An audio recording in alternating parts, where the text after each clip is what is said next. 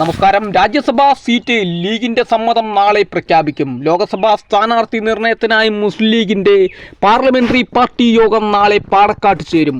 ലോക്സഭയിലേക്ക് 3ാം സീറ്റിന് പകരമായി കോൺഗ്രസ് മുന്നോട്ട് വെച്ച രാജ്യസഭാ സീറ്റ് എന്ന വാഗ്ദാനം അംഗീകരിക്കുമെന്നുള്ള ഔദ്യോഗിക പ്രഖ്യാപനം യോഗത്തിന് ശേഷമുണ്ടാകും. കോൺഗ്രസുമായുള്ള ഉഭയകക്ഷി ചർച്ച നടത്തിയ നേതാക്കൾ ഇന്ന് പാണക്കാട്ടെത്തി സംസ്ഥാന അധ്യക്ഷൻ സായിദ് അലി തങ്ങളെ വിശദ വിവരങ്ങൾ അറിയിക്കും. ഇത് നാളെ പാർലമെന്ററി ബോർഡ് യോഗത്തിൽ ചർച്ച ചെയ്ത ശേഷമായിരിക്കും അന്തിമ പ്രഖ്യാപനം.